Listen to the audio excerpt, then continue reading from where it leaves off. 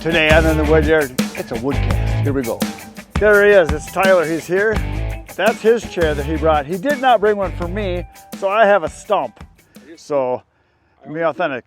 Now you just saw we did the weaving here, this intricate Boy Scout merit badge production, because I brought my stove, but I forgot to bring the grate. And I thought, well, I'm not driving all the way back home, so we just took some T-posts here and we got a little wood in there, so that's gonna be our grate for cooking our brats on. So show them the brats, what do we got? We got some great venison, bacon, cheddar bratwursts from Leroy Meat. So 3 for me, 1 for you. Awesome!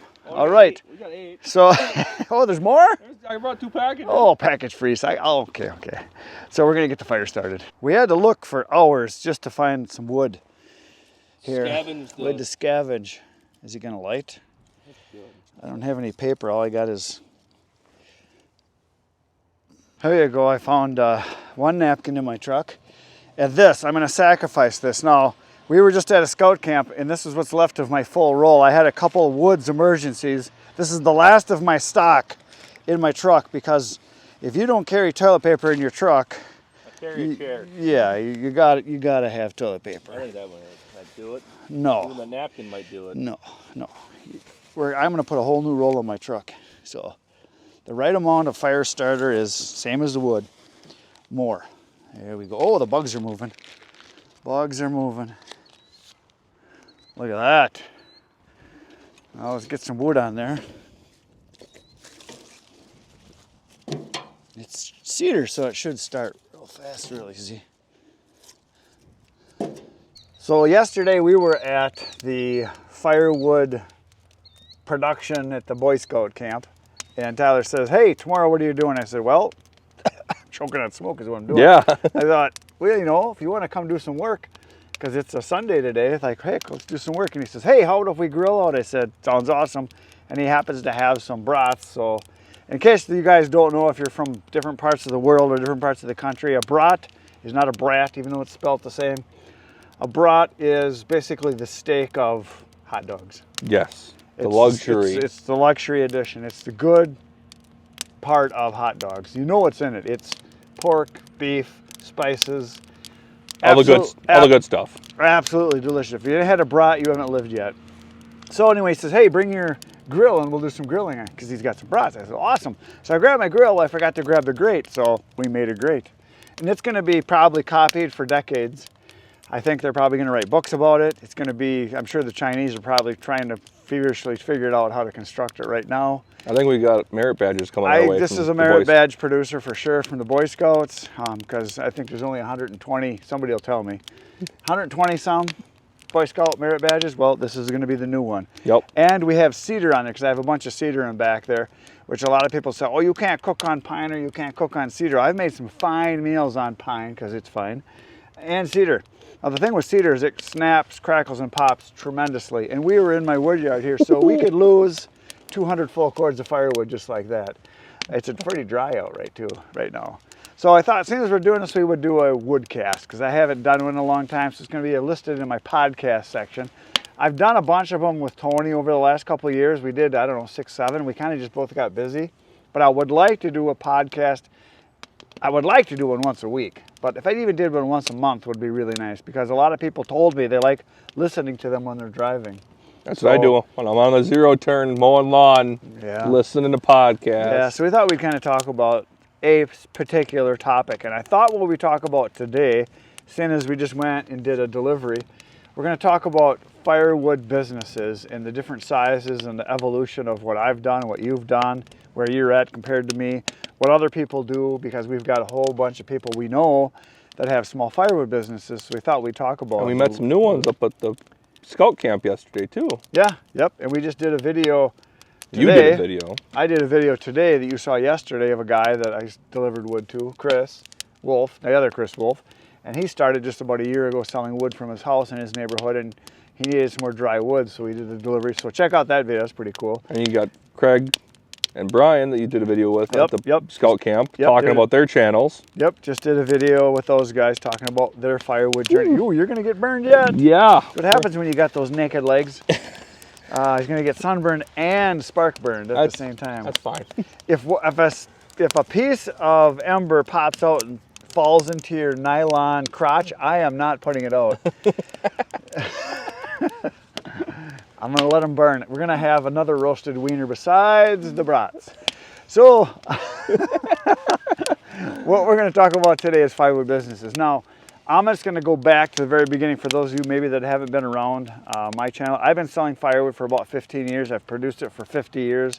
Actually, I started when I was 7. I'm gonna be 63 in a month, so what does that put it at?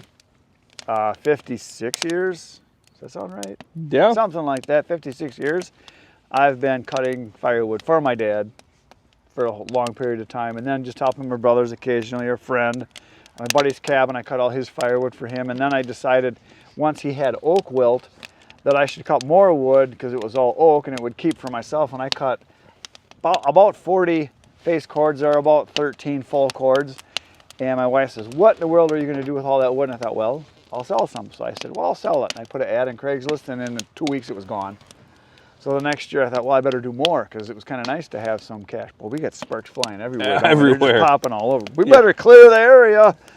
And it just kept growing and growing, and now I'm at the point where I'm about as big as I care to get. I could easily double or triple my business that I do in my area because I've got the market for it here. I could easily do way more than I'm doing. Oh, easily. But yeah. I don't have the time, and I don't have the energy, and I don't want to grow that big because I was talking with Adam yesterday about this. You're getting ready to retire. Well, I'm trying to be kind of semi-retired. I've been retired for a long time. But I just don't want to do much more than I am. I wish I had the grate on. We just put the grate on. It'll stop some sparks maybe. Watch this. This is patented. Watch this. You can grab it right here. Look at this. Let's shove these in. There we go. Get that one in. Look at that. You can't do that with a lot of other grates. It's the handles. Pretty nice, and if we have a big slab of meat on there, 3 guys could lift it up and move it, so we got that. Yeah. Pretty fancy.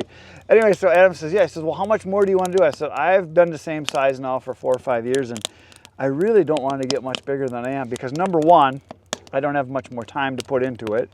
Number 2, space-wise, I don't want to take up more space than I am here, but the biggest reason is that I want this to stay fun. And I'm still having fun, and if I was to go whole hog and grow my business to where I'm doing, say, $200,000 a year, $250,000 in sales, which I know I could do in this area, I got enough customers, the fun would go away pretty fast. And then I'm just chasing more dollars and doing more work, and I'd have to probably get an employee or 2 and more equipment, and I'm having fun yet at the level I'm at. And I think a lot of you are probably at the point where you're doing it because it is fun. So, like, why did you start? You've always done firewood, right, for a long time?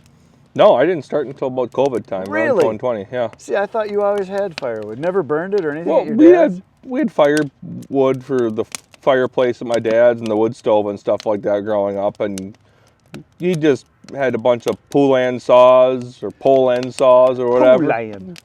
Wild thing. Yeah, that's literally the saw he had. It was the 18-inch pull end wild thing. And I thought it was the freaking fastest, awesomest saw in the world as a kid. Oh, yeah. Was it about a 35 cc somewhere? Yeah, something like that, yeah. Somebody will tell me in the notes. That's all we did was just had wood on the side in the tree line for campfires. We'd go camping as kids and load the back of the truck with wood and all of our stuff and go camping all over the state, and that was all we did. And we happened to have 40 acres of hunting property over in Princeton, Wisconsin, and that's where we had a bunch of buckthorn come in there, and we had someone come in and forestry mulch our woods and get rid of all of it and spray it all the buckthorn to get rid of it all. And now we got a bunch of oak wilt and Dutch elm disease. Well, and wind knocked down a bunch of trees. And storm damage. And so I just started cutting and selling firewood for $60 a row or truck bed. I didn't know what I was doing. I didn't know what a face cord was. So then what did you do when you started selling? Did you start thinking I could either make more or make more wood, or I didn't know what I was money on it, or I didn't know what I was doing. So I just started watching YouTube, and that's how come I found you. And I watched for about 1.5 years before I reached out to look at the Ultra. So for those of you that want to know, Tony was not the first stalker. The first stalker was, who was the first 906? guy? No, No, wasn't? no. Well, yeah, they called. They hold me. Trying to think of who that. David. What's the name of his thing? It's Beaver. Oh, I'm sorry, David. I can't think of the name of his handle. What it goes by. Son of David. Son of Beaver. Okay. What the heck is it? Is David son of what are beavers considered? Hardworking beaver, something like that, or eager beaver, busy beaver? I think it's something like that. It's David, son of eager beaver. Or, I'm sorry, David, I can't remember exactly, but it's something like. He was the first guy that stopped in at the Woodyard when I was just getting started, and he came in like, I'm not a stalker. I don't want to bother you. I see you're busy here, and he pulled in and he says, but I watch your channel, and he was the first guy. After I had my channel for maybe a month or something like that, he says, I just want you to know if you ever want help, let me know. And I said, well, I'll give you the 5-cent tour. So we walked around and showed him the stuff, and he was like, oh, I'm sorry to bother you. And real nice about it. And then, I don't know, maybe a month later, he got a hold of me through my channel somehow and said, hey, I got some time next week, and let me know. And that's when I didn't know anybody and didn't have any contact. And he stopped in, and he was the guy that broke my lever on my Easter-made Ultra. Oh, he's the one. He's the one. I started watching when you had the Glacier and you just were getting going with videos, and you were still numbering your videos too. Yeah. And then I watched for about like a year and a half or so before I started commenting, and then I reached out and said, hey, I'd like to come and help in the Woodyard. And it was Labor Day weekend a couple years ago, and yeah, at least maybe 3 years ago even. Yeah, 2 or 3 years ago, and I wanted to run the Ultra because I wanted to buy the Ultra. That's right. I remember that you said you wanted to try it out. And that's before I started getting people just stopping in. So I thought, oh yeah, that sounds good. A guy wants to come work, and I tried to get to know him. And when I was at my old Woodyard, I could invite guys in, and if I didn't like them, I'd just say, yeah, you don't need to come back. But I never had to do that because everybody was awesome. So David was the first one, and then Tony was second. Tony called me up, and Tony was real good about it. He says, I don't want to bother you. He says, I'm not a stalker. He says, but I just want you to know. I think he might be a stalker. I just want you to know I have some equipment that you might be interested in doing videos of. Well, at the time, my mom was not in good health, so I was going to see her like at least once a month, maybe every other week. And it was on the way, so I thought, well, hey, I'm coming this weekend to go see my mom. I'll stop in, and I thought I would just at least check out what he had, and it was like walking into heaven. If you're a Steel fan, that is, or a Fiskars fan. Fiskars, sure. Steel isn't the same. Awesome. Well, it was awesome because it was just another way of me doing videos with some products that I didn't have, because he had steels. So he had every steel chainsaw. There was no demand. So I said, yeah, we got to do some videos. So we started doing some videos together. So that was pretty cool. And so that worked out really well. And then so we did stuff together, and then Bert stopped in one day, and a few other guys, and then you, and I get probably at least one, usually 2, sometimes 3 requests every week from guys on the channel, or they'll get a hold of me and call, and they'll say, hey, I'd like to come help you work. And it's not that I don't want people to come and help, it's just that this is not my property. Yep. And I work here, we don't want people just stopping in, and it would get crazy fast. I know I was talking to a couple different guys that have channels, and they say they put up gates and everything at their houses now. So, yeah, it's just weird because everybody thinks that you're their buddy because they watch you every day. And it's not that you don't want to be friends, it's just you've only got so much time. You got other things to do too. There goes my buddy Mike. No, that's who that is. Your hydraulic mechanic. So, anyway, we get lots of help, which is awesome. And then I started doing videos with my brother Ken because he's like, hey, I know some loggers. Would you like to do some logging videos? I said, yeah, that sounds good. And those are good footages too. Yep, all kinds of, anything to do with wood I said is good to do. We went to some different mills, some factories and stuff like that. So thought we would just do a bunch of different things. So it worked out pretty good. And then we started doing a variety of content with products. So then some of the distributors or manufacturers. Not manufacturers. Well, manufacturers, modern, what's that considered? Oh, no, retailers. Retailer, yeah. Retailers of products got a hold of me and said, hey, are you interested in the saw to do a video? And I'm like, well, heck yeah. So then I started taking place, you know, all my stuff I would take in to get serviced on, and they would give me something to try out or make a video, and then I had something to talk about. So that worked pretty cool. And then, so I'm always interested in more content, that kind of stuff. So it worked out really good that way. And So then when I did the videos with Tony, it was kind of nice because with him, he had stuff I didn't have. He had the Fiskars, he had the Steels, he had Easton made 1222, is it 1224? What is it? 1222, yep. And then he had the Access, and then he had his tractor, and so he was really good to do stuff with. And then his kids were telling him, "Hey, you should do a podcast with Chris, or do a YouTube channel or something." And because his daughter's a professional fisher person, or fisher woman, I guess you'd say. Yeah, that's what she does for a living. But she does Instagram and all that kind of stuff. She never really social does media. Yeah, she's got sponsors, and that's what she does for a living. And so they tried telling Tony, "You need to be doing this," and then Tony's like, "Heck yeah, maybe I should do that." So and a whole year went by with Tony thinking, "Should I? Shouldn't I? Shouldn't I? Shouldn't I?" I said, "Tony, if you do it, you got to commit to it. You got to do at least one video a week. You got to do stuff that people are interested in watching." And so we kind of just kept going on and on with all this stuff. And anyway, he eventually started a channel, and when he started the channel, I tried to help him get it going, and now he's doing really good with it. And it's not that I don't want to do videos with him, it's just that we don't have time because he's busy doing his videos, I'm doing my videos, and we got a lot of stuff going on. You got wood to deliver, wood to cut, wood to sell, wood to split. Yeah. So, and a lot of people on the channel make comments to me like, I don't want to see another delivery video, or I don't want to see another splitting video. Part of the I don't want to see another chainsaw video. I don't want to see another bin video. I don't want to see a processor video. They always tell me what they don't want, but I rarely get what they do want. And you can't make everyone happy. I cannot make everybody happy. I'm not going to try, because if I try to make everybody else happy, there's only one person that's going to be very unhappy, and that's this guy. And that's what matters most. No. Keeping you happy. No, I try to do variety. That's the big thing. I try to do a variety on the channel as much as possible for people. I don't want to do just what I want. I actually look at the comments. I read the comments.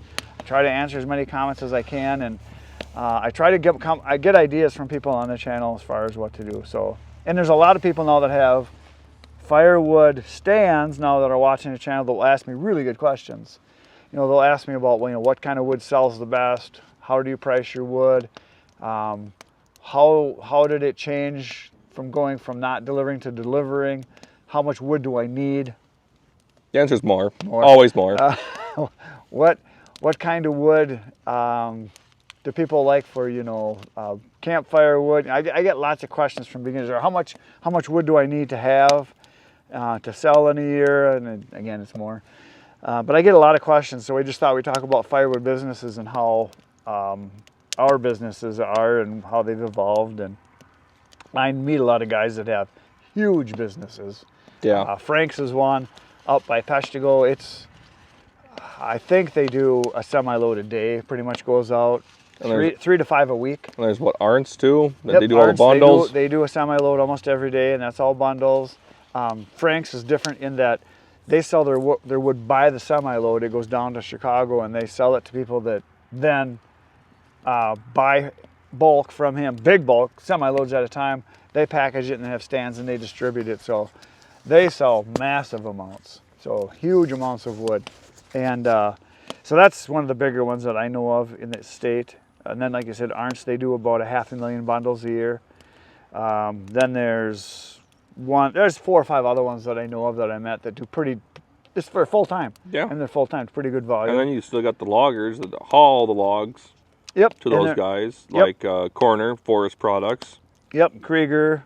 There's a bunch of other ones that I've worked with in the past too, but you can do as much as you want, and people ask me like, "Oh, can you do a full-time living?" Absolutely. If you want to put the time into it and find the customer base. The customers, yeah. Your area matters a lot. Yeah, we had a guy once on the channel that asked me, he says, "Hey," he says, "I see you got this, 10 things you need to have a firewood business." He said, you forgot the most important one. And he said, "You need lots of land with lots of trees to cut." And I said, I haven't even thought about that, because that's, to me, the least important.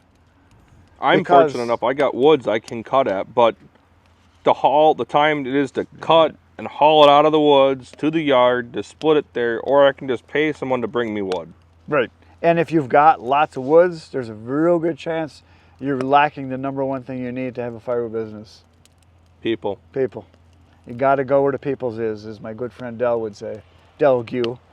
For those of you that know Jeremiah Johnson, you're too young to know that. Probably. Got to go where the people's is. That's what Mama Gue said. If you want a business, you got to have customers. And, and firewood is such a big, bulky, heavy item. you got to be as close as possible to the people, or you got to be willing to truck the material in, whether it's logs or if you're buying in bulk from someone like Frank's, where you're buying a semi-load at a time and then reselling it. And there's all kinds of ways to make money. To be a middleman is a real good, easy way to make money. There's middlemen even in retail. You know, there's your factories that produce the product, then there's the packaging companies, then there's the distributors, then there's the wholesalers, and then there's the retailers. So, and there's a whole... And then it finally comes to the consumer, and we have to pay for everything before that. Yes, yes. And everybody wants a piece of it. There's only one entity involved in there that I would love to be, that they have monopoly on the market. And it's a better organization than the mafia, in that it's basically extortion. Yep. They're going to get their money one way or another, and they want about 1/2 of everything you make, and that is the government. You do the work, they get the money. I don't get that, but I'm that way. And death are the only thing guaranteed in life. Nope. You do not have to pay taxes. You never heard this one? No. You do not have to pay taxes, but you either have to run and hide or spend time in jail. But you do not have to pay them. That's true. They're going to find you. It's just a matter of how well you can hide or how much time you want to put in behind bars. Yep. But you don't have to pay them. My accountant told me that. He said, so unless you want to go into hiding or go to jail, he says, pay your taxes. Not wrong there. But dying, that's not an option. That's going to happen.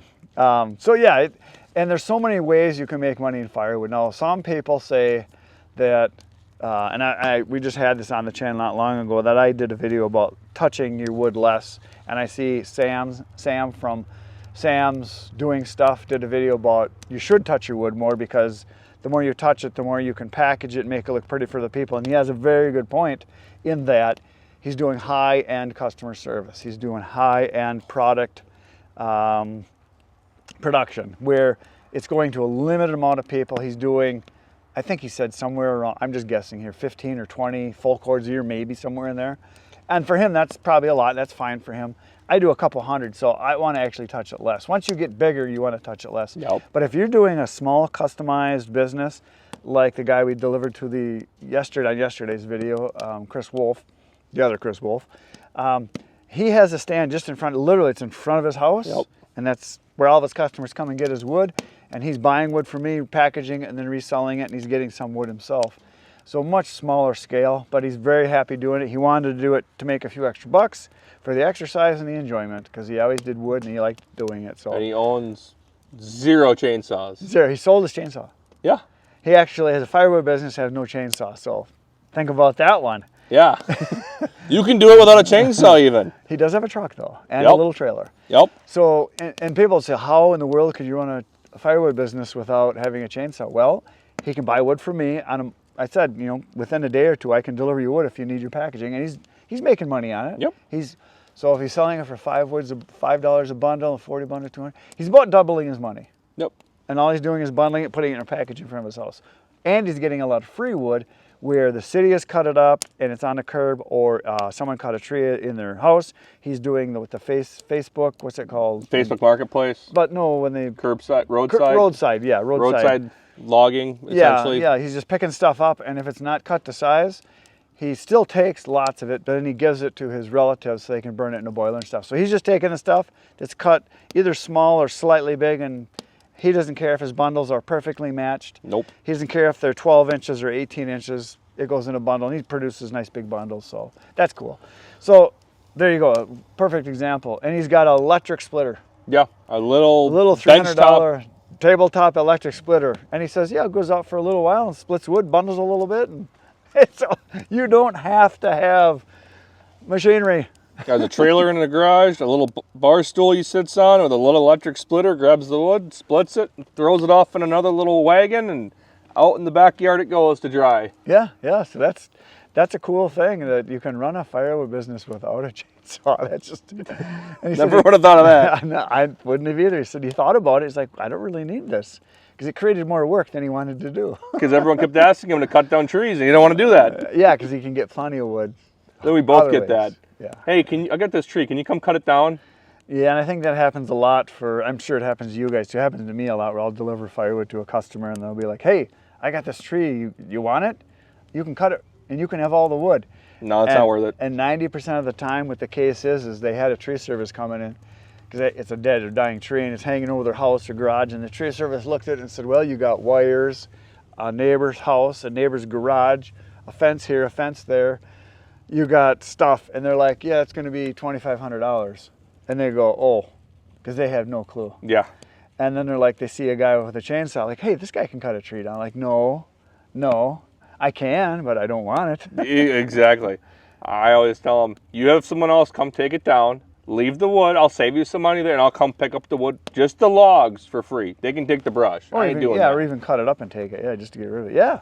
So I think a lot of times people are looking to save money, or it is someone truly that they just think that we're that hungry for that will come get one ash tree or one birch tree that died that's this big around, you're going to get what, 2 arms full of wood out of it. Yeah. They think we want to, and then they want us to get rid of the brush and get rid of the stump. Like they have no clue how much work goes into it. It's unfortunate that some of the hardest work on the planet, which is logging, which is what it is some of the lowest paid work. Yeah, it is very Unless true. you do it on a big scale. But yeah, it's hard work and it doesn't pay as good as people think. So there's that. So, and then there's businesses that are probably your size where you do deliveries. Yep. People can pick it up if they want, but you'd rather deliver it. I'd rather deliver it because people never show up or say they're going to show up and get behind and run late. And like, I got other things to do. I'm not there all day. Yep. I found that out real early on.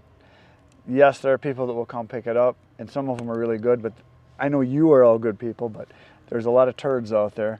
And it's way over half the people either don't show or show up late or call you after you've been sitting there for a half hour saying, oh yeah, I had to go pick up my kids and I got to drop them off at their mom's. I'll be there in an hour.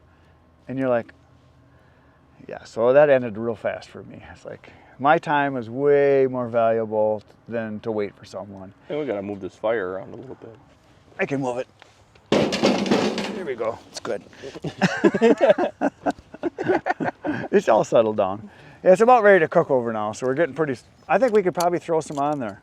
I agree. There's only one thing I am truly worried about. I didn't think about where I'm going to put the beans. Well, I'll put those over there somewhere.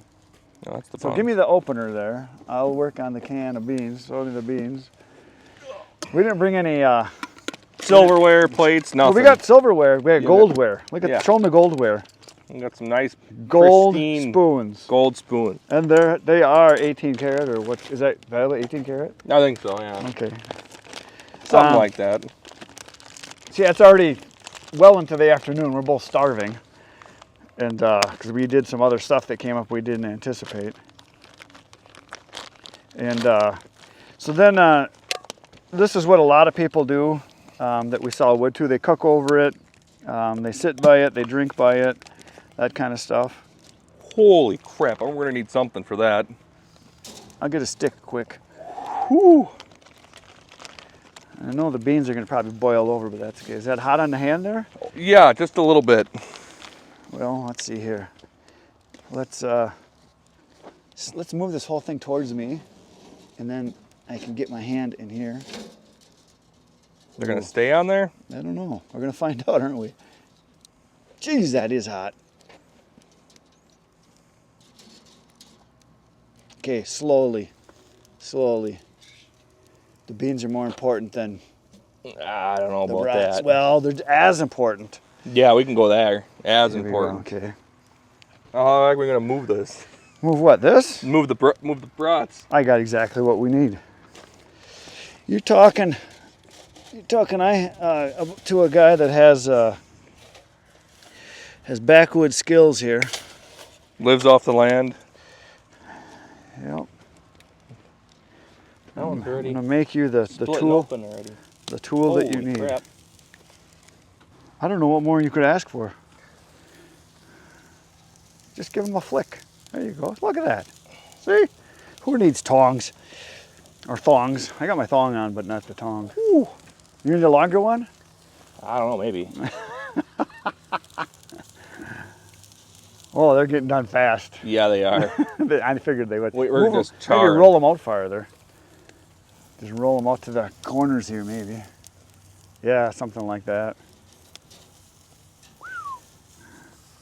You guys are getting hungry, aren't you? I am. Starving. too. I'm starving just looking at them. Don't spill the beans. There you go. I got that little hook on there for you. See? I left that on there for a purpose.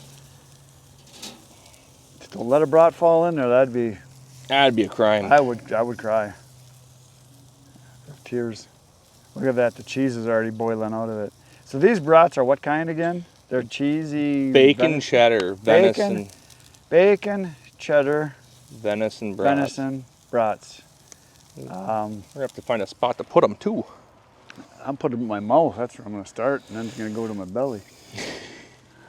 The beans are going to take a while like that. I don't know how we're going to pick that up either. No, I have no idea. I'm going to go get a glove from my truck. There you go. Is it getting hot? Oh yeah. Good. That means they're getting done. I went and put 2 pairs of gloves on one hand. 2 different pairs of gloves on one hand so I can pick up the beans. So this will be my oven mitt. So anyway, we're doing some cooking here. So one of the things we should mention about Tyler and how he got here, he got a hold of me and wanted to, what was your first intent? Just to help out or just to learn about? I wanted to run the Eastimate Ultra and see what that was like because I was interested in watching your channel, talking about how to properly grow your business, reinvest in the business. And the next logical step that you told me would be get rid of the homeowner splitter and get a commercial grade splitter. Faster, make more production and figure out where you want to go from there, I already had a pickup truck that I owned. Yep. So I wanted to run the Ultra and look into the aspect of buying it and such like that, and I looked them up, called them. It was like $4.5 grand at the time for the Ultra, but it was going to be like $1,500 in shipping, and it was going to wait a year before I could even get it. So it was going to be $6,000 to get it, and I was going to wait a whole year before I could get it. And this was back when supply chain issues and everyone and their mother was doing firewood because no one had anything to do during COVID. And then you told me to look up Brute Force out of Dorchester, Wisconsin, a local company, closer. I had just been there, I think, and I saw a splitter that was a lot like the Ultra, but I knew they had them in stock, basically. Yeah, they said they were doing a bunch of design changes to the Semi-Pro, the one I actually ended up getting, and they were going to do a massive production run because there was a lot of interest about it. And this was the week after Paul Bunyan when I called, and they said they were going to do about 20 or 30 splitters, a production run on them, and the price at the time was $7,000. So I had saved up enough money, and I paid for it in cash to pick up the splitter. And when I went up there, Josh told me that essentially I got the splitter at their cost, because in 6 months' time, when I got the splitter in March, that everything has gone up from steel, the hydraulics, everything. So they were actually breaking even on the splitter that I sold, and they were still in production of making more. And then they've made changes to that splitter, I think 3 times now. Upgrading the wedge to a hydraulic adjustable wedge, adding an auto cycle. And I think the splitter now is at, I want to say almost $8,800, $9,000 or something like that for my machine currently. Well, that's one of the things a lot of people don't realize, that they see a kind of an entry-level professional splitter that say it's $5,000, $6,000, like a lot of them are right in that range, but it doesn't have a lot of the features. Yep, and you got to pay for those. And you got to pay extra for those. So whether it's a log lift or auto cycle or a faster cycle time, a longer stroke, shorter stroke, more power, less power, easier portability, extra legs, extra electric start, a Honda engine versus a Vanguard. There's so many variables that go into it. Wedges, wedge choices, what the wedge comes with, whether it's you got to manually adjust it, or if it's got a hydraulic adjustment. All of those things cost money, just like dump trailers. Yes. Dump trailers, there's so many variables on that. The first one I had, I paid, it was like, I think around $4,000, maybe less. I don't remember what it was. It wasn't that much, maybe $5,000 I paid. And now that same trailer goes for $8,000 or $9,000, something like that. But it was a real basic deck over, didn't have brakes on it. It had breakaway brakes, which means I didn't have active brakes. Yep. So I didn't know that at the time. I didn't even know there was a difference. I found that out because the guy never told me. And then I ended up, getting a better trailer, a galvanized one. You're going to pay more for a galvanized. You're going to pay more for, depending on whether you get scissors or you get a telescopic, or if What's the third one? Well, it's a ram mounted underneath, not the scissors. Scissors. There's another one. Yeah, different style. Yeah, there's different styles. So everything affects everything on pricing, and then of course their sizes. Are you going to get twin 3500 axles? Are you going to get twin 5s, twin 7s? Yep. Actually, you can get a dump trailer with just a single axle. Yep. And then the size of your box, the depth of the box, the length of the box, how the gates work, whether you've got power up, power down, or if you've got a bypass valve so you can go gravity down. There's so many variables, multiple use gates that do spreader, have a ramp, or have ramps even that are included. It just goes on and on and on. And my advice to a lot of people if you're starting a business doing this is buy something used that works. When you get it paid for, when you start having income, then upgrade once you save the money like you did, because you saved your money. Your next purchase is probably going to be a dump trailer, possibly. Exactly the one that you have, a 6x12 that I can haul with my half-ton truck, that I can pay for in cash. And I'm like, I'm not going to spend the money on getting a powder-coated one and have it be rusted within 2 years, and then I'm losing half the value on it because it's rusted and looks like crud because of all the salt. So if you do the dump trailer, well, you've already got the chains. You got faster, bigger, better chainsaws. I got chainsaws. That was the easier, cheaper way to go about it. Chainsaws are $800 to over $1,500 on the commercial grade line, and I've upgraded those in between after the splitter and stuff like that. And there's a couple more that I would like to get at some point. But I have 6 saws of all different sizes, of weenie homeowner saws my dad likes to commercial 592, plenty of power that break your arm off after running it for 2 tanks or whatever. They'll tire you up, but boy, they cut fast. That is for sure. There's no doubt about that. And it's just a matter of figuring out what you need and where you want to go with your business, and what you don't need and what you do need, Right. And it doesn't happen overnight. A lot of people think you just start up and you're going to be a millionaire. No. And I can tell you a way to make $1 million in firewood. There's a really easy way. And a lot of people want to know this because I get asked it. Don't do it? No. You start with $2 million, buy all the equipment without having any customers. Just buy all the equipment you think you're possibly going to need, and you have $1 million. You got to start with the 2 first. Yeah. But that's the kind of the backwards way to do it. My way of thinking is bootstrap it, grow as you can, do it comfortably. Learn the things you need to learn as you go, so that you're getting customers before you get big equipment. Because I know guys that went out and bought big equipment and they're like, well, how come I'm not making any money? I got payments to the bank and I'm paying all this interest. If you start a business of any kind like that, unless you can guarantee yourself customers from day one, or you got a market that's untapped, you could do that. I mean, there's businesses that do that. And yeah, you need capital to invest, to grow, to do more. But boy, if you are doing bootstrapping, it's a safe way to do it. And it's slower, but it's the way that I would recommend. It's a matter of how big you want to go. I went from just selling a couple face cords for no idea what a cord even was, and just threw it and stacked it and whatever, and then to now being more organized, planning better a little bit with where I'm laying my wood out. I've bought a log truck already once, hoping to do it again. A load of logs from a log truck. Yes. You didn't buy a log truck. Yeah. Because if you bought a log truck, boy, I got some wood for you to haul. Yeah, I bet. Back to my house, right? Yeah. There's all kinds of ways to do this, but my advice is, and especially for those of you that are doing it as a side hustle, you don't need the big fancy equipment.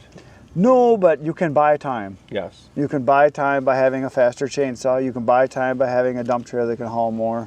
You can buy time by having a small processor to start with. You can buy time. The fastest way to buy time actually is to have friends. And that's something that goes not talked about very often. So that's why I'm here. It's the only reason you're here. And the meat. Don't lose it. You can put that right in the middle. There you go, The guy who doesn't cook at all. Oh my gosh! Almost went in the hole. The wiener went in the hole there. Almost. It was close. There you go. You did good. Yeah. I think they're a little charred. They're getting good. That's good for you. That carcinogen, is that what they call it? Is that what it is? It's good for you. Yeah, it clears out your arteries, all that stuff. Yeah, keeps the heart working. Yeah, a little bit more time, and we're going to be eating. So yeah, you can grow as you want. You don't want to sit down because they can't see you now. Oh. You can grow as you want, grow as fast as you want, be as big as you want. But the number one thing, this is number one above everything, is your market. How many people do you have as customers, or can you get as customers? If you only have, say, a couple thousand people within 20 miles of you, you're probably not going to sell a lot of wood. You can sell some. Unless you're willing to travel farther, you could probably sell more, but you gotta have customers. And the only way to have customers in any volume is to be closer to where they are. Or be willing to travel to them. Or be willing, and the thing is with wood, like I say, it's a big bulky item. It's hard to get there. The trucking is what kills you.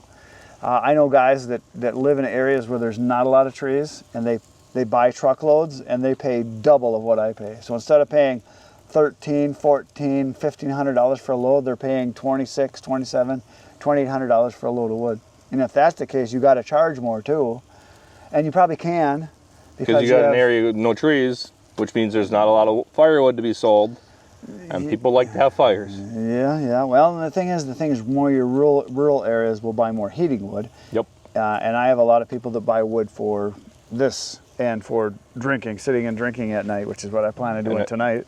We have another fire. If we got to put this on, I got to take this home tonight. Oh, do you? Yeah, because it's a Sunday evening. I want to sit up by the fire tonight. And it's the holiday tomorrow. You don't have to work, but I got to go work the parade. I have to work every day. Because you're self-employed, right? That's right. I always tell people, and this is something that's probably come up before, is that the most awesome thing about being self-employed is I only have to work half days. The good thing is that I get to choose which 12 hours. The bad thing is the insurance you have to pay. That's one of the things. But I also don't ask for a day off. You know why? Because you can take one off whenever you want. No, there aren't any. Oh, that's true too. And I also don't have to worry about sick days. Because you can never be sick. Because there aren't sick days. You're going to work. It's just, that's the way it is. You'll be laying in your deathbed editing videos for all of us to watch. Yeah, I've been in my deathbed lots of times editing videos. Yeah, that's just the way it is. It's just the price you pay. And my goal with all of this is that I want to get out of my main job, which I've been doing for years, is photography for 40 some years now. I want to get out of that, and I want to do firewood, but yet still keep it happy, keep it fun, keep it joyful. Go to more shows, go to more other people's wood yards, and I want to keep doing YouTube to the day I hopefully die, because I love doing it. I love meeting the people. That's the greatest thing. People ask me, what's the best thing to buy for your firewood business? Friends. Yeah. Friends that have good meat and come help. Yeah. Friends are good to have. More's the right amount, just like the firewood. Every show. When you going? Okay, I'll bring the meat. Yeah, it's good. I think it's time to eat. So I think so too. Better get this off here. The beans look like they got enough froth on top. I think they're going to be hot. So I'm going to set those right between us, and we're just going to scoop and shove. You want a better fork there? Is that going to work? I was just going to open up a bun and have you set it right into my bun. I'm going to take the beans off. Here we go. I'm going to do this quick without spilling, because I'm sure it's going to be hot. Never felt a thing. Never felt a thing. Most important thing that we need here is over here. What? Oh, the ketchup? I shouldn't say the most important thing we need. I only brought enough for me. Oh, okay. If it was a full bottle, I'd give you a squirt. So we need to get rid of this then? Yeah, you can. Unless we're gonna make one. Just set it over there for now. We'll set it against the wood that can possibly. Be careful with it. Yeah, we don't want to lose it. That's a valuable piece of equipment. We'll be using that again. I'm quite sure. It's not even cold out today. It's probably 70 degrees. It feels like that wearing all black here. I'm comfortable as long as I'm not moving. Yeah. There we go. All right, where's my golden spoon? Did I have one already? Oh no, you got them over there. I got them over here. And I need some bunnage. Let me just stir. I'm gonna stir the beans, get the hot stuff off the bottom, and work it up a little bit. And we're gonna smoke out the camera here. And my dad does not call this stirring. He calls it steering. Steer those beans, he would say. And you know what socks are? Did you ever hear of socks? Have you ever heard of stockings? Yeah. Okay. He kind of blends words a lot. So he calls stockings or socks stocks. Stocks. Where's the stocks? Who took my stocks? And these dang cats have ripped open the buns. Did they take a bite out of that one? They did. Put that right in the fire.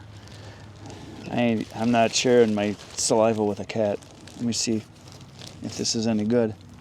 Or it's going to burn your mouth, one of the two. Perfect. Make one of these. Breakfast. Fit for a king. Even though it's fairly late in the afternoon. At this point, yes. Yeah. I know people say ketchup. How can you possibly put ketchup on a brat? Or anything for that matter. Because it's delicious. Ketchup is the American way of putting. Ketchup belongs in almost everything. They're done all the way. They're good. Are they hot? Burn your mouth very, hot? very crunchy. I wonder why they're crunchy. No. It's 3 o'clock in the afternoon and we're just eating. Yep. Well, brats don't have any bad things in them. Some of them are made with pork. Mm-hmm. And because of that, you want to make sure they're done all the way. But this is venison, so. But I think there's pork added to it, though. Yeah, yeah. A little dab will do you. You want some beans? I can slide that over. I think I'm good right now.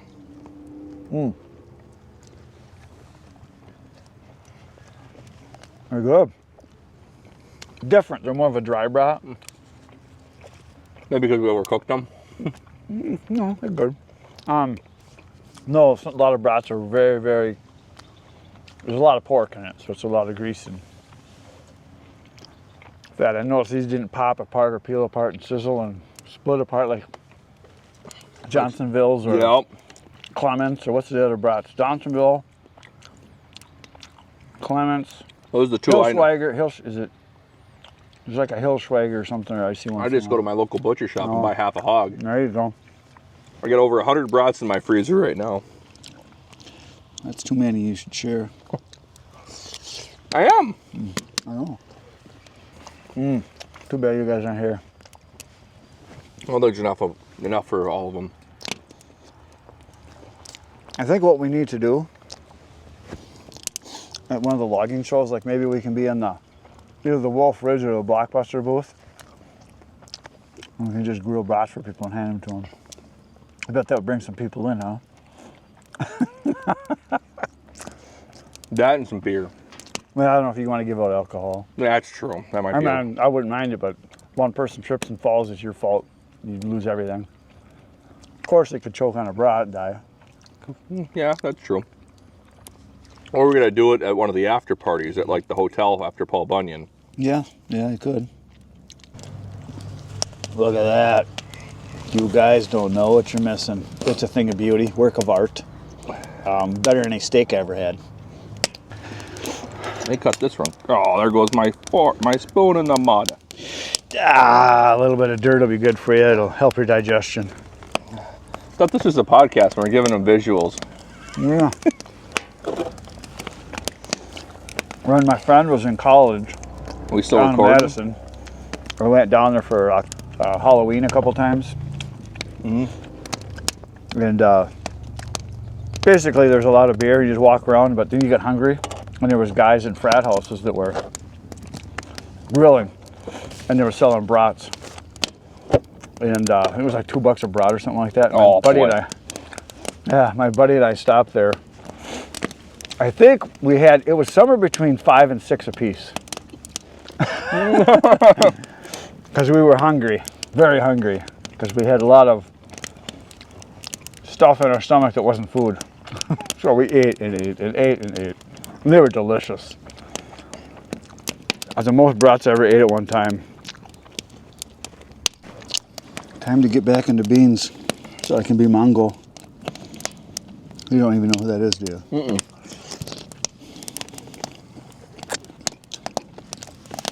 Put in the comments, tell them who Mongo is. You've never seen Blazing Saddles, have you? Mm-mm.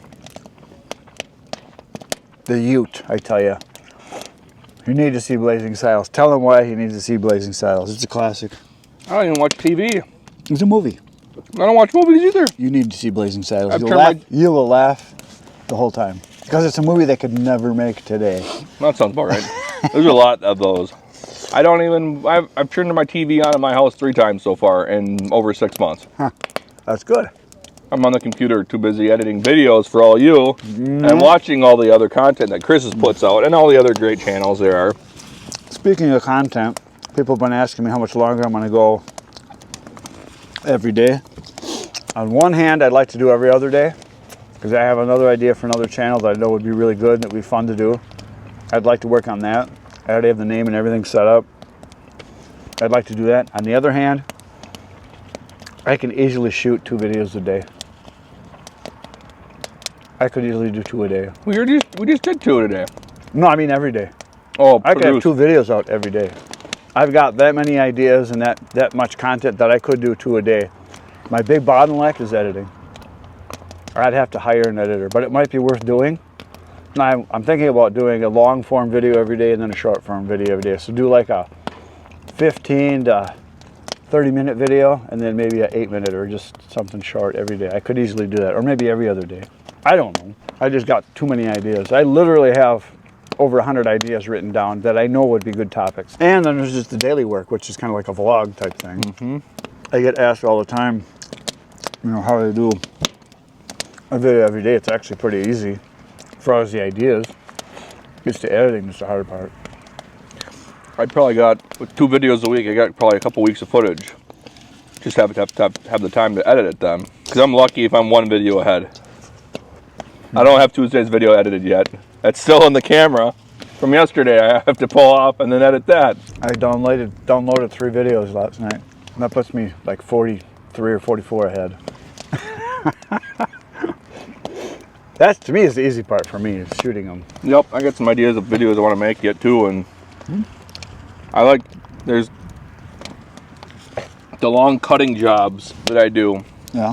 Those are the ones that suck to edit. Multiple different cameras. One camera's on time lapse. You get the camera going on the chainsaw, and you got to try and edit everything together, and it just takes so much time. And I'm like, well, I don't got that much time. I gotta have this video up by tomorrow morning, so it's a quick, easy video. So my videos are kind of out of order sometimes. Well, yeah, mine are once in a while too. Mine are just because I'm behind on editing, and if it's like you say, it's a cutting video. Those are so much longer. Or if I'm processing, and I got 3 cameras running. They take so much longer, but I like the videos when I get them done. I'm like proud of them. Like, wow, that turned out really good. But the amount of time you put into them is just incredible. That's why I think I got to hire someone to do editing. But that's like hiring a babysitter for your kids long term. You want the right person. Yeah, because you got someone that needs to be able to relate to your content, that understands you and the comedy value and all the hidden jokes behind everything. Yeah, they might cut something out not knowing that it needs to be. Yeah, I know, but I'm sure somebody could do a good job. So we're done eating. We shut the camera off for a little bit there because we had our mouths full. We weren't really doing much talking. We were filling our guts, and I was showing him how to eat beans and how to be Mongo. Told him about Blazing Saddles. He needs to see it. It's a classic. It's a must-view movie. Like I said, this movie would never be made today. And if they did, it would be like, well, maybe they should redo it because it would get a lot of views. Yeah, a lot of controversy. It would be very controversial. But it is funny. So anyway, the fire's dying down, which is good because I want to put it out because I want to take my stove back home because I brought it from home and I'm going to have a fire tonight. So I might do another talk tonight, but that'll be tomorrow maybe. You're going to burn your profits all the way over at home. I tried to burn the trash wood. You know what they say, don't get high on your own supply. So what I try to do is only burn the junk. Stuff that is really hard to sell. You know, the crooked, nasty, knotty, crotchy stuff. That's why you cooked on the cedar. It was cedar, yeah. People, you can't cook on cedar. You can't cook on pine. How was the meat? Great. Doesn't matter. It's heat. It doesn't matter. I could see maybe if you're cooking a steak, maybe pine wouldn't be good, but I've had guys tell me they've cooked on pine and it was fine. Nope. So there's that. So we're talking about businesses and how we grow and buying wood by the truckload. I have found I make more dollars per hour than if I go and forage for wood. Now foraging for wood, which is what I call it, where you try to get tree service wood, you try to get roadside stands, roadside deposits where people are stacking wood, they just want it gone. If they're doing curb alerts, that kind of stuff, Craigslist, Facebook Marketplace, it's a good way to get started without having a lot of expenditures, or cutting trees down for friends, or having your own trees on your land, or a buddy's land like I started. A buddy of mine had a bunch of land and the trees were dying, and I cut lots of wood there, hundreds of trees. Oh, sun's coming back out. Sun's back out, yep. Cut it in and out. And we cut a lot of wood on his land that I sold for free, but it's an hour and a half away. So every time I would go there, I would cut a load and load it, and then cut another load and leave it. I'd bring a load back, and the next time I'd go, I would load it up, and I would cut a load and leave it and bring my load back. So I kind of just kept doing that because I found that if I went and cut and loaded and hauled, went back and got another load, cut and loaded and brought it back, it was an all-day affair. Yep. And that was when I had my small dump trailer, and I was producing. With that, I could haul a full cord, and that was probably overloaded at the time. Probably. So I was doing 2 full cords, and at the time I was selling it for, it was either 100 or 110 a face cord, so say $300 a load, $600. To go there and back was $50 in gas, something like that. And so you're losing $100 right there. And then it was an all-day thing, and physically it was, I was in shape then. I was cutting, carrying or carting logs through the wood to get as close as I could, loading it, stacking it in the trailer so I could get as much as possible, bringing it back, dumping it, and then running and do another one. And it was a good way to spend some time in the winter because I didn't have anything else going on to make some extra money. We might have you beat at the hunting property in Princeton there with all the hills. And Oh, you can't get a truck in there. You got to take a tractor or an ATV, bring the splitter to the woods sometimes and split into the trailer and haul it up the hill, and you got all 4 tires spinning and can barely make it up the hill. And you know, if you're cutting your own wood for your own purposes, not selling it, and you're not trying to be profitable, it doesn't matter. there's nothing wrong with that. There's nothing wrong with going out and cutting your own wood and saving your money for your heating bill, heating the house, feeling good about that, or your workshop, whatever it is. But boy, if you're trying to make money and you're doing all that labor and spending all that time, it gets real hard real fast because of how much time you put into it. I found out that if I went and cut free wood on my buddy's land or my brother's land or my dad's land or someone else's land, or if it's over an hour away, loading it, bringing it back, and then splitting it, stacking it, and then delivering it, add all that up, I was making maybe $25 to $30 an hour, which some people would say, oh, that's great.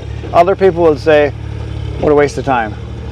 Now that I'm buying logs, depending on the quality of the logs and how efficiently I can run, it's easily $50, $60, $70, even $80 an hour if you can really, really go quick through it. And you don't touch it. If you can process into the trailer and then put it right up the elevator into the bin, if you can do it that fast, and you can do 3 loads in a day at almost $400 a load, or actually I'm doing like 4.5 face cords, so it's actually $500 a load. And if I do 3 a day, it's $1,500. Yeah, I'm paying that for the wood, but it's perfect wood. I paid $1,300 for my log truck, which was 12.3 cords, pulp cords, and I got over 10 full cords out of that log truck. But I was dealing with big rounds. Right. People ask me all the time, how much wood do you get from your logs? Actual firewood, once it's stacked and measured and quantified and all that, because you've got shrinkage, literally, the wood shrinks. You've got bark that comes off, you've got limbs, you've got crotches, you're cutting it down, there is some trash, you're gonna have some hollow spots, you're gonna have some rot spots.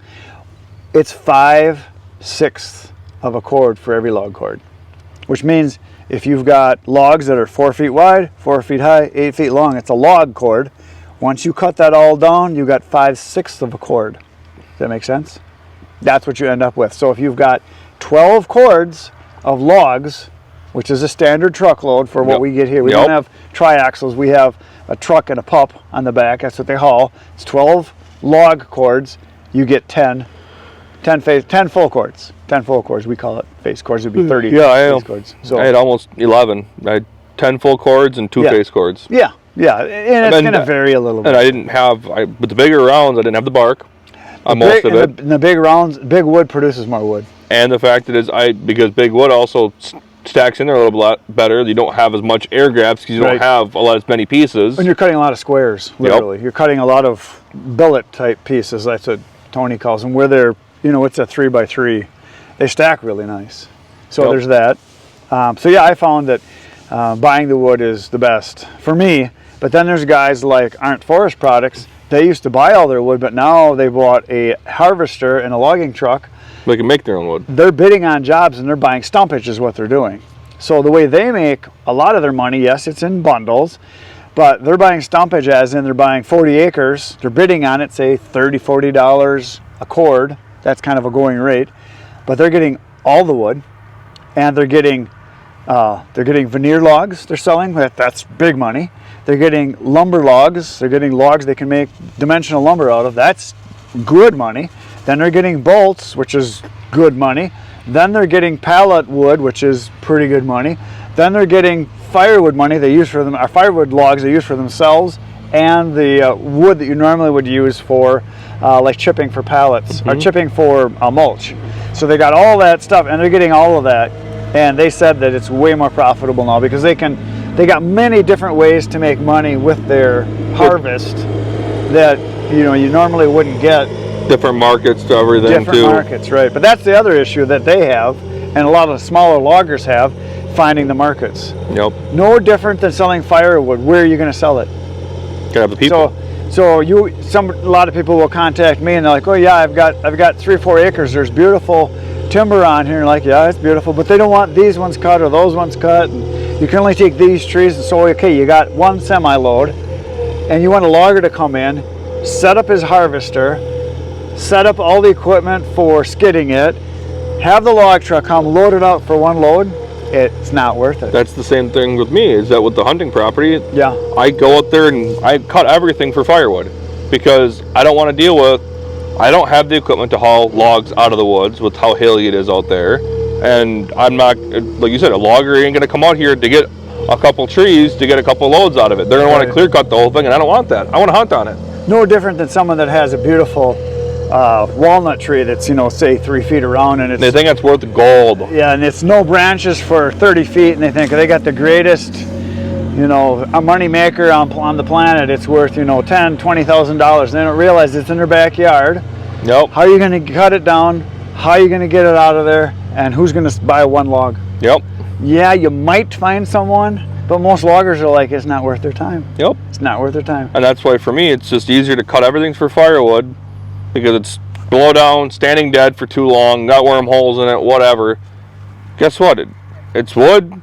I can split it and make more money out of it doing firewood than I can sit there and find the market, find the buyer, and haggle around with it. Yeah. And for that price point, it's just way easier just to split everything for firewood and be done with it. I've sold logs to guys for sawmills.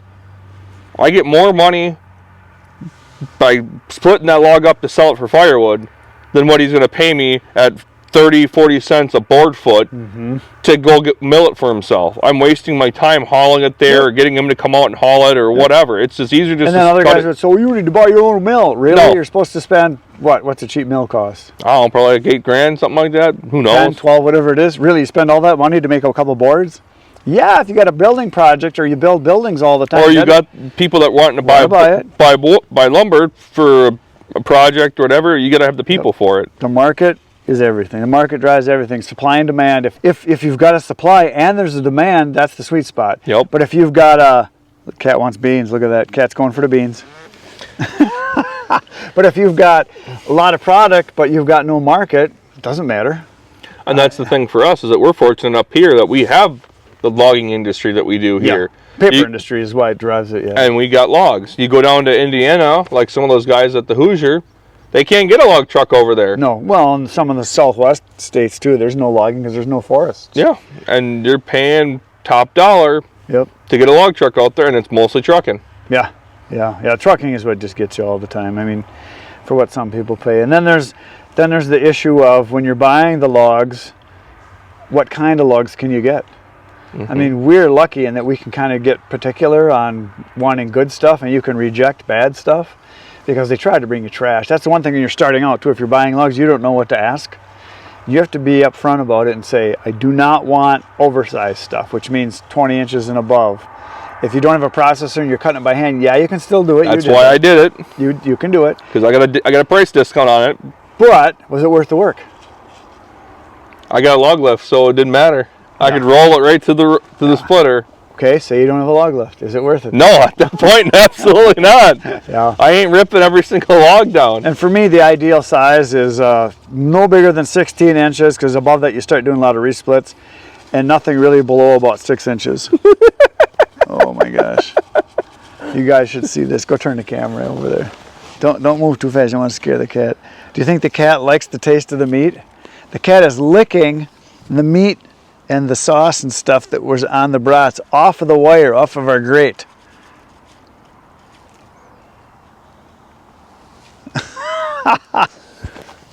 Yeah, turn it back this way some more. That cat must like brats like us. So we're talking about buying the logs, and that, to me, that made a big difference in my business. And getting the processor was absolutely huge. That's to me the biggest game changer. When you can go to from cutting by hand to having a processor.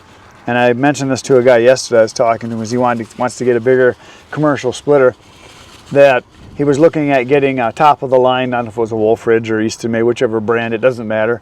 But he was looking at spending $35,000 on a splitter, and then buying an elevator to go with it. And it's like, really, that's almost 40 grand right there. You're in the mid 30s, upper 40s. You can get a Blockbuster with an elevator for under 40. It'll cut it, split it, and elevate it. And you can take it places. That is a game changer. When you can get efficient with your time, that's huge. Buying time is what it is. And Andrew talks about that. Andrew Easton talks about buying time in that, holy smokes, we just about got hit by swallows coming through here. Oh, one just came over my head. When you get to where you're tripling your production, that's making more money. And it's just a matter of figuring out how to get there, taking the steps to grow within reason. Right. You didn't just wake up one day and decide that you're going to buy a processor. I did. You know, like it took you a while to even. How long did you have the Glacier before you bought the Ultra? Years. Yeah. I completely wore out 2 brand new box store splitters. Completely wore them out. Yeah. One I wore out in about 2.5 years. The other one was probably 1.5 years, and it was literally wore out. Because I did a couple hundred full cords a couple years in a row, and they're not made for that kind of volume. No. But I sold them for half of what I paid for them. But they were so slow. The Glacier we talk about, if you're looking up for that brand name, it's not a brand name or a model. It's what I called it, because it moved like a Glacier. The cycle time was about 17 years. Seconds. Yeah, it was slow. It was real slow. And looking at the different commercial splitters, there's tons and tons of different brands, models. You got to figure out what works for you. Well, you want a high tonnage, a 35-ton HO or a 24D? Or do you want a 17 RS, a 22 RS, a semi-pro, an ultra that can be fast resplits, you know? Look at what you can do. Power is nice, but it comes with a price. Yep. Power costs a lot, and power will split a lot of big stuff, but they're not as fast. They're not as easy to move. I think in an ideal situation, you would have one big, powerful, either a vertical splitter or a high output big model, whatever the brand it is, that can take care of your odd uglies and your odd size and your big stuff, and then a small one like an RS or an Ultra for doing resplits, and a processor. And processor really comes down to what kind of volume you want to do. Smaller machines like the Blockbuster here, perfect for a guy that does 2, 3, 4, maybe even 500. They're fighting over it. 3 or 4 or 500 full cords a year. Then there's the mid-level ones, which are a little bit bigger, and then there's your big models, which are your top-of-the-line Blockbuster. What is it? A 2222, and then there's an Easton made. I think we're done with the beans. The cats are eating right out of the can. Yep, I think so. The Blockbuster 2222, and then the Easton made would be a 48C. And then there's a Multi-Tech. Yep. They've got a couple top-of-the-line ones. I don't know their numbers, but they're faster, bigger machines. That's for guys that are truly full-time production, employee-type firewood businesses, which are pretty rare. And if you want to go that route, you have the people to do it. It's just, that wouldn't be fun for you. Yeah. You'll be delivering every single day and have an employee run all the equipment. So depending on how you want to do it, you can borrow money, do a business, but I wouldn't recommend that myself. unless you've got a humongous market, you're someone like Phil from Woods Tree Farm, he's got millions of people around him. Someone like him where he has to narrow his delivery area down because there's so many people. Those are the kind of guys that could probably borrow your equipment, justify it, because they could build their volume super fast. But then again, he's got other problems. He's got employees, you've got delivery, and how do you handle it all? That's just it. It's an odd business. It's not an online business where you're selling software. Unless you're Back 40 Dan and you can sell his wood on the computer. Yeah, well, there's ways to make money in it. Yeah, all kinds of things. So that's all we got for today, folks. See you tomorrow morning, 5:30 a.m. We're going to do another video, and that video is going to be the wood behind us. We're going to do some splitting. See you then. Good night, Irene.